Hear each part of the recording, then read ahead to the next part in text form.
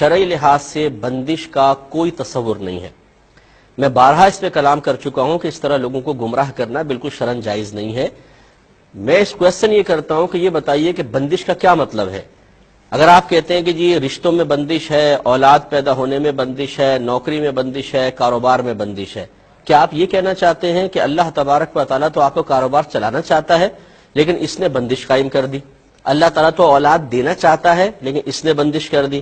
اللہ تعالیٰ تو رشتہ کروانا چاہتا ہے، اس نے بندش کر دی؟ اگر یہ واقعی تصور ہے تو یہ تو کفر ہے، کیونکہ کون ہے جو اللہ تعالیٰ کے فیصلوں کو روک دے یا اللہ تعالیٰ کے فیصلوں کو بدل دے؟ اس کا مطلب یہ ہے کہ آپ یہ بندش کا لفظ کہہ کر یہ ثابت کرنا چاہتے ہیں کہ کوئی جادوگر یا عامل اللہ تعالیٰ سے بھی زیادہ طاقتور ہے، کہ اللہ تعالیٰ کسی کو اولاد دینا چاہتا ہے اور وہ اس کو روک دیتا ہے، تو اس کا مطلب تو یہ ہوا کہ اللہ سے بھی طاقتور ہے، اور یہ عقیدہ کفر ہے۔ اور اگر آپ کے نزدیک بندش کا یہ تصور ہے کہ اللہ تعالیٰ کسی کو اولاد سے محروم رکھنا چاہتا ہے مثلا 3 سال تک، اور اس نے بھی جادو کروا دیا کہ 3 سال تک اس کی اولاد نہ ہو اور نہیں ہو رہی، یہ بندش ہے، تو پھر اس میں بندش کہنے کی ضرورت ہی کیا ہے؟ یہ تو اللہ کا فیصلہ ہے، اللہ کا حکم ہے۔ یہ کیوں نہیں کہتے کہ جی یہ کوئی بندش نہیں ہوتی ہے، اللہ کی مرضی سے ہو رہا ہے سب کچھ؟ اگر کسی کی شادی میں دیر ہے، میرے رب کی مرضی ہے، کسی کی اولاد نہیں ہو رہی، یہ میرے رب کی مرضی سے ہے۔ کون ہے جو اللہ تعالیٰ کے فیصلے کو بدلے؟ لا تبدیل لکلمات اللہ، لا مبدل لکلمات اللہ۔ اللہ تعالیٰ کے کلمات تبدیل نہیں ہوتے، اللہ تعالیٰ کے کلمات کو بدلنے والا کوئی نہیں ہے۔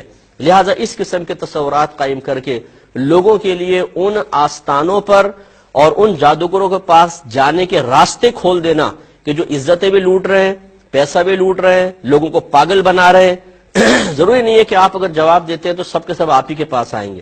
لوگ لاکھوں کروڑوں لوگ ہیں جو اس قسم کے پروگرام دیکھنے کے بعد اس قسم کے جعلی لوگوں کے ہاتھوں میں لٹ رہے ہیں مسلسل، اور اس کا ذمہ دار وہ شخص بھی ہے جو مکمل شرعی تعلیم کے بغیر اس طریقے سے جوابات دے تو وہ قابل گریفت ہے۔ لہذا بندش کا کوئی تصور نہیں ہے بھائی جان۔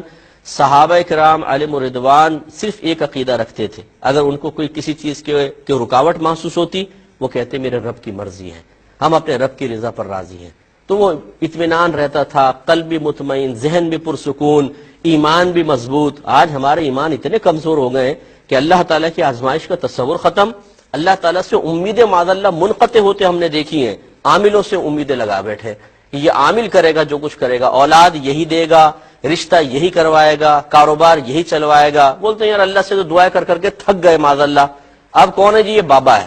ارے بابا، یہ بابا بیچارہ کیا کرے گا؟ بابا یہ اگر کچھ کر سکتا ہوتا تو یہاں کیوں بیٹھا ہوتا؟ آپ ان سے یہ کیوں نہیں پوچھتے؟ یہ تو بادشاہ بنا ہوتا، اگر ہر چیز کو اپنی مرضی کے موافق کرنے پہ قدرت رکھتا، جو یہ بڑے بڑے دعوے کرتے ہیں اور دیواروں اور پوسٹرز پہ انہوں نے لکھوایا ہوا ہے، تو یہ تو پرائم منسٹر ہونے چاہیے تھے اس وقت پورے ملک کے، اور سپر پاور بن جانے چاہیے تھے، کیونکہ اپنے تعویذات استعمال کرتے، اپنے اوپر دم کرتے اور پہنچ جاتے آسمانوں پر۔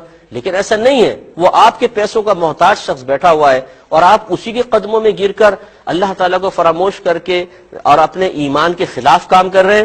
یہ بالکل قطعاً غیر مناسب ہے، کوئی رکاوٹ کا تصور نہیں ہے۔ یاد رکھیں اللہ تعالیٰ فاعل حقیقی ہے، اس نے دنیا میں ہمیں اس لیے نہیں بھیجا کہ ہماری مرضی کے موافق ہر چیز ہمیں مل جائے، بلکہ اس نے اس لیے بھیجا ہے کہ وہ اپنی مرضی کے مطابق ہمیں زندگی گزارنے پر گویا کہ مجبور کرے گا، اور ہمیں اپنے رب کی رضا کے مطابق زندگی گزارنی ہے۔